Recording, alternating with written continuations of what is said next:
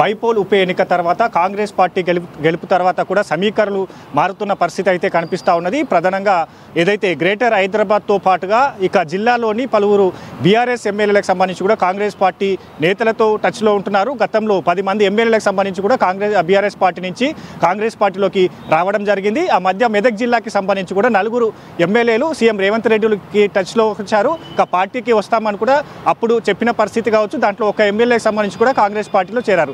మిగతా 3కి సంబంధించి కూడా కాంగ్రెస్ పార్టీ వైపు రాలేదు. ఇప్పుడు గ్రేటర్ హైదరాబాద్ ఏదైతే జూబ్లీ హిల్స్ బైపోల్ తర్వాత బీఆర్ఎస్ పార్టీ ఎమ్మెల్యేలంతా కూడా కాంగ్రెస్ పార్టీలోకి వచ్చేందుకు సిద్ధమవుతున్న పరిస్థితి అయితే కనిపిస్తూ ఉంది. ప్రధానంగా ఇందుకు సంబంధించి కూడా ఆ నేతలకు సంబంధించి కూడా రహస్య భేటీలు కూడా చేసుకుంటున్న పరిస్థితి అయితే కనిపిస్తూ ఉంది. ప్రధానంగా గత బీఆర్ఎస్ కాంగ్రెస్ పార్టీ అధికారంలోకి వచ్చిన తర్వాత ఇక 10 మంది ఎమ్మెల్యేలు ఎప్పుడైతే కాంగ్రెస్ పార్టీలోకి వచ్చారో ఇక పూర్తి స్థాయిలో బీఆర్ఎస్ పార్టీ ఎమ్మెల్యేలను అక్కడ వర్కింగ్ ప్రెసిడెంట్ కేటీఆర్ కావచ్చు అధిక నాయకత్వం అంతా కూడా కట్టడి చేసే పనిలో పడింది. బైపోల్ వస్తుంది, త్వరలో మరోసారి బీఆర్ఎస్ ప్రభుత్వం కేసీఆర్ సీఎం కాబోతున్నట్టుగా కూడా వాళ్ళని కట్టడి చేశారు. సోషల్ మీడియా ద్వారా కూడా ఇదే ప్రచారాలు కూడా కొనసాగించిన పరిస్థితి అయితే ఉంది. ఆ ఎమ్మెల్యేలంతా కూడా కాంగ్రెస్ పార్టీ వైపు వచ్చిన ఏదైతే నేతలకు టచ్లోకి వచ్చిన పరిస్థితి కావచ్చు. ఈ కట్టడి ద్వారా కొంతమంది ఎమ్మెల్యేలంతా కూడా తిరిగి బీఆర్ఎస్ పార్టీలోకి వెళ్ళిపోయిన పరిస్థితి ఉంది.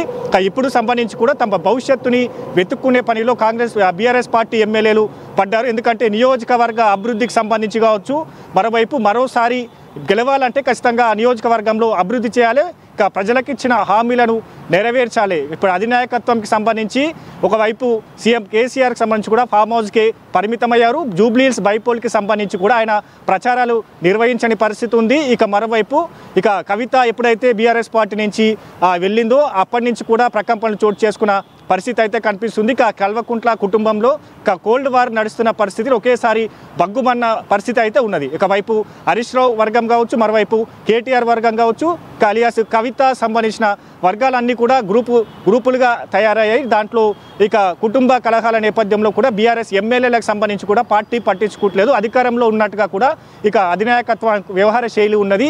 ఎమ్మెల్యేలకు సంబంధించి కావచ్చు వాళ్ళంతా నారాజులో పడిన పరిస్థితి ఉంది. ఒకేసారిగా జూబ్లీ హిల్స్ బైపోల్ తర్వాత సీఎం రేవంత్ రెడ్డి క్రేజ్ పెరిగింది. ఆయన 1 మ్యాన్ షో జూబ్లీ హిల్స్ బైపోల్కి సంబంధించి కూడా నవీన్ యాదవ్ని గెలిపించేందుకు 1 మ్యాన్ షో ప్రదర్శించారు.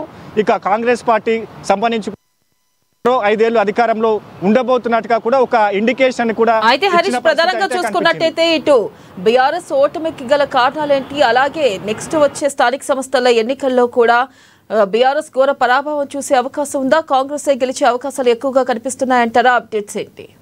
రైట్, ప్రధానంగా జూబ్లీ హిల్స్లో కాంగ్రెస్ పార్టీ చేసిన అభివృద్ధి కావచ్చు, పథకాలు తీసుకొచ్చిన ఆ పథకాలన్నిటి కూడా జూబ్లీ హిల్స్ ఆ నియోజకవర్గ ప్రజలకు చేరాయి. ఏదైతే రేషన్ కార్డులకు సంబంధించి ముఖ్యంగా 10 ఏళ్లలో కూడా ఒక రేషన్ కార్డు కూడా ఇవ్వని పరిస్థితి ఉంది. జూబ్లీ హిల్స్కి సంబంధించి కూడా పేద మధ్యతరగతి కుటుంబాలే అక్కడ అత్యధికంగా ఉంటాయి కాబట్టి వాళ్ళకి సంబంధించిన అట్లే సెటిలర్లు ఇతర జిల్లాల నుంచి వచ్చిన వారికి సంబంధించి కూడా అక్కడ పనులు చేసుకుంటూ ఉంటారు. అట్లాంటి వారికి రేషన్ బియ్యానికి 10 ఏళ్ళు దూరం అయ్యారు. ఒకేసారిగా వాళ్ళకు రేషన్ కార్డు ఇవ్వడం ద్వారా కావచ్చు, సన్న బియ్యం పంపిణీతో వాళ్ళంతా కూడా ప్రభుత్వం పైన ఒక నమ్మకంతో ఉన్నారు. దాంతో పాటుగా సంక్షేమ పథకాలు కావచ్చు, 500 గ్యాస్ సిలిండర్ కావచ్చు, ఉచిత బస్సు ప్రయాణం కావచ్చు. ఎందుకంటే అక్కడ జూబ్లీ హిల్స్ బస్తీ వాసులకు సంబంధించి కావచ్చు, వాళ్ళు ఇతర ప్రాంతాల్లో పని చేసుకునేందుకు వెళ్ళేందుకు ఆ మహిళలకు సంబంధించి కూడా ఉచిత బస్సు ప్రయాణానికి సంబంధించి స్పష్టంగా వాళ్ళు జూబ్లీ హిల్స్ ఎన్నికల ప్రచారంలో ఏఎన్ఎన్ ఏదైతే అక్కడ సర్వే చేసిందో, ఏఎన్ఎన్ అక్కడ ప్రజలతో ముచ్చటించిన పరిస్థితి ఉందో వారంతా కూడా ఇవే అంశాలను కూడా ప్రస్తావించారు. దాంతో పాటుగా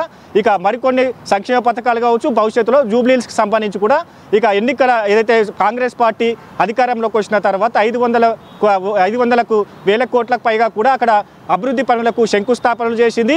ఇందిరమ్మ ఇళ్ల పంపిణీ చేపట్టింది. వీటన్నిటికీ సంబంధించి కూడా అక్కడ క్లియర్ కట్గా కాంగ్రెస్ పార్టీ వైపు ప్రజలంతా కూడా మొగ్గు చూపారు. మరోవైపు హైడ్రాకి సంబంధించిన ఏదైతే బుల్డోజర్ అని కూడా కేటీఆర్ ప్రచారాలు నిర్వహించారు. బీఆర్ఎస్ పార్టీకి సంబంధించి కూడా సెంటిమెంట్ వర్కౌట్ అవుతుందని కూడా ప్రచారాలు చేశారు. అక్కడ సెంటిమెంట్ వర్కౌట్ కాలేదు, డెవలప్మెంట్ వైపే ప్రజలంతా చూశారు. కాబట్టి బీఆర్ఎస్కి సంబంధించి కూడా 25,000 మెజార్టీ ఓట్లు కాంగ్రెస్ పార్టీ అభ్యర్థి నవీన్ యాదవ్కి దక్కడం జరిగింది. అంటే వ్యతిరేకత అనేది కూడా పోలేదని స్పష్టంగా కనిపిస్తుంది. ఎందుకంటే 25,000 మెజార్టీ కావచ్చు, ఆ మెజార్టీ ఇచ్చిన ప్రజలంతా కూడా కాంగ్రెస్ పార్టీ సంక్షేమం వైపే చూశారు. దానికి తోడుగా అభ్యర్థి బీసీ క్యాండిడేట్ని జూబ్లీ హిల్స్ బైపోల్లో నిలిపింది. ఎప్పుడైతే బీసీ ఏదైతే రిజర్వేషన్ల అంశాన్ని కాంగ్రెస్ పార్టీ రాహుల్ గాంధీ ఒక నినాదాన్ని తీసుకున్నారో అప్పటి నుంచి బీసీ కార్డుకు సంబంధించి కూడా కాంగ్రెస్ పార్టీకి రాష్ట్ర వ్యాప్తంగా కూడా క్రేజ్ పెరిగిన పరిస్థితి అయితే ఉంది. ఎందుకంటే బీసీలకు సంబంధించి కూడా రాజకీయ ప్రాధాన్యత కల్పించాలి, సముచిత సీట్లను కేటాయించాలి. ఇక స్థానిక సంస్థల ఎన్నికల్లో కూడా బీసీలకు ప్రాధాన్యత ఇస్తామంటూ కూడా అక్కడ ఏదైతే ప్రచారాలు నిర్వహించిన పరిస్థితి ఉందో అవంతా కూడా, ఎందుకంటే హైదరాబాద్లో బీసీ ఓటు బ్యాంక్ అత్యధికంగా ఉంటుంది. అక్కడ క్యాండిడేట్కి సంబంధించి కావచ్చు, సామాజిక సేవా కార్యక్రమాలు నిర్వహించడం కావచ్చు, సామూహిక శ్రీమంతాలు, అలాగే ఏదైతే పేద ప్రజలకు సంబంధించి కావచ్చు, వాళ్ళందరికీ ఆపద ఉంటే అక్కడ సంబంధించి కూడా సేవ, నవీన్ యాదవ్కి సంబంధించి కూడా అక్కడ ప్రజలను ఆపదలో ఆదుకుంటాడని కూడా అక్కడ ప్రజలు కూడా చెప్పుకుంటున్న పరిస్థితి ఉంది. వీటన్నిటికీ కాంగ్రెస్ పార్టీ కలిసి వచ్చింది. సీఎం రేవంత్ రెడ్డి తన వ్యూహాత్మకంగా జూబ్లీహిల్స్ బైపోల్లో ఎప్పుడైతే గెలుపొందారో, నవీన్ యాదవ్ను గెలిపించాడో, ఇక అప్పటి నుంచి కూడా ఇక బీఆర్ఎస్ పార్టీ ఎమ్మెల్యేలకు సంబంధించి కూడా డైలామాలో పడ్డ పరిస్థితి అయితే కనిపిస్తూ ఉంది. ఎందుకంటే ఎప్పుడైతే కాంగ్రెస్ పార్టీ హైదరాబాద్లో ఏదైతే ఇప్పుడు ఎమ్మెల్యేగా నవీన్ యాదవ్ను గెలిచారో దాని తర్వాత కూడా సమీకరణలు మారుతూ ఉన్నాయి. కాంగ్రెస్ పార్టీకి సంబంధించి కూడా ఆదరణ పెరుగుతూ ఉన్నది కాబట్టి, ప్రజల్లో కూడా ఆదరణ పెరుగుతూ ఉన్నది కాబట్టి భవిష్యత్తు కాంగ్రెస్ పార్టీతోనే ఉంటుంది. మరో 5 ఏళ్ళు కాంగ్రెస్ పార్టీ అధికారంలో ఉంటుందంటే తమ పరిస్థితి ఏంటి అనేది క్వశ్చన్ మార్కులో బీఆర్ఎస్ పార్టీ ఎమ్మెల్యేలు పడ్డారు. వాళ్ళంతా కూడా నియోజకవర్గానికి సంబంధించిన ముఖ్య అనుచరులకు సంబంధించి కావచ్చు, వాళ్ళ కార్యకర్తలంతా కూడా ఒత్తిడి తెస్తూ ఉన్నారు. ఎప్పుడైతే నియోజకవర్గ అభివృద్ధి జరగట్లేదు, ఈ అభివృద్ధి జరగాలంటే కాంగ్రెస్ పార్టీకి సంబంధించి కూడా పార్టీలోకి వెళ్ళాలని కూడా ఒత్తిడి తెస్తున్న పరిస్థితుల్లో ఎమ్మెల్యేలంతా కూడా కాంగ్రెస్ పార్టీ నేతలతో టచ్లో ఉంటున్నారు. వాళ్ళకి సంబంధించి కూడా పార్టీ మారేందుకు సిద్ధంగా ఉన్నారు. ఇప్పటికే 10 మంది పార్టీ మారారు. ఇక మరోవైపు మరో 14 మందికి సంబంధించి కూడా బీఆర్ఎస్ నుంచి కాంగ్రెస్ పార్టీలోకి వస్తే విలీనమైనట్టే ఉంటుంది. ఎందుకంటే ఒకవైపు సుప్రీంకోర్టులో ఏదైతే కేసు నడుస్తూ ఉన్నది, పార్టీ ఫిరాయింపులకు సంబంధించిన ఎమ్మెల్యేల పైన కేసు నడుస్తుంది. ఒకవైపు సుప్రీం స్పీకర్ వద్ద కూడా విచారణ కొనసాగుతూ ఉన్నది. అంటే ఇప్పుడు 10 మంది ఎమ్మెల్యేలు, హైదరాబాద్ నుంచి 4, మిగతా జిల్లాల నుంచి కూడా 6 మంది ఎమ్మెల్యేలు కాంగ్రెస్ పార్టీ ముఖ్య నేతలు సీఎం రేవంత్ రెడ్డితో టచ్లో ఉంటున్నట్టుగా కూడా సమాచారం అందుతుంది.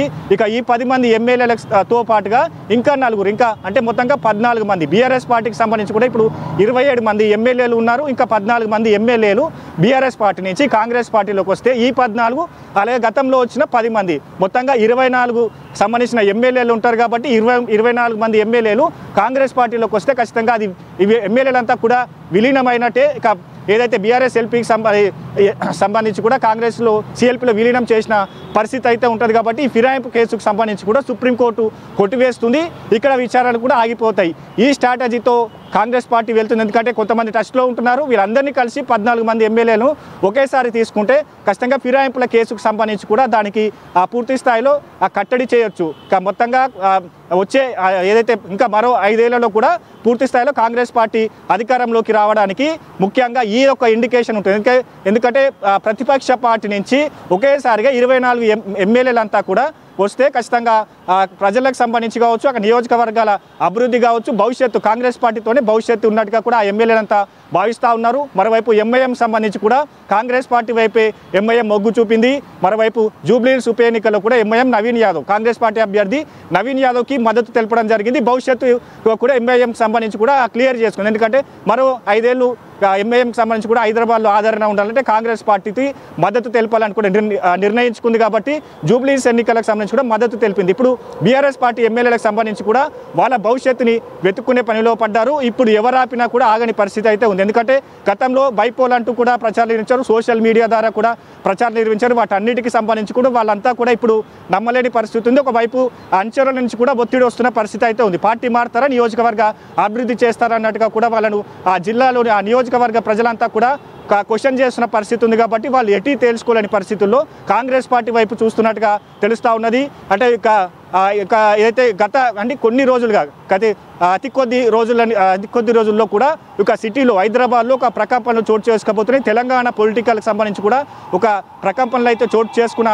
పరిస్థితి అయితే ఉండదని చెప్పొచ్చు. ఎందుకంటే ఎమ్మెల్యేలంతా కూడా కాంగ్రెస్ పార్టీ వైపు చూస్తూ ఉన్నారు. స్థానిక సంస్థల ఎన్నికలకు సంబంధించి కూడా ఏదైతే ఇప్పుడు కాంగ్రెస్ ప్రభుత్వం సిద్ధంగా ఉన్నది. కాబట్టి ఇక మెజార్టీ స్థానాలు గెలుచుకోవాలంటే ఆ నియోజకవర్గంలో ఎప్పుడైతే కాంగ్రెస్ పార్టీ స్థానిక సంస్థలను మెజార్టీ స్థానాలు గెలుచుకుంటే అక్కడ ఇప్పుడు కొనసాగుతున్న బీఆర్ఎస్ ఎమ్మెల్యేలకు సంబంధించి కావచ్చు, వాళ్ళకు ఎట్లాంటి ప్రాధాన్యత ఉండదు, భవిష్యత్తుకు సంబంధించి కూడా క్వశ్చన్ మార్క్ పడ్డది. కాబట్టి వాళ్ళంతా కూడా కాంగ్రెస్ పార్టీ వైపు చూస్తున్న పరిస్థితి అయితే కనిపిస్తుంది. ఇప్పటికే 10 మంది ఎమ్మెల్యేలు సీఎం రేవంత్ రెడ్డికి అలాగే కాంగ్రెస్ పార్టీ ముఖ్య నేతలతో టచ్లో ఉన్నారు. మేము పార్టీ మారుతామన్నట్టుగా కూడా వాళ్ళు చెప్తున్న పరిస్థితి అయితే ఉంది. రహస్య మంతనాలు జరుపుతున్న పరిస్థితి అయితే కనిపిస్తూ ఉన్నది. ఏ క్షణనైనా కూడా వాళ్ళంతా కూడా కాంగ్రెస్ పార్టీలోకి వచ్చేందుకు సిద్ధంగా ఉన్నారు.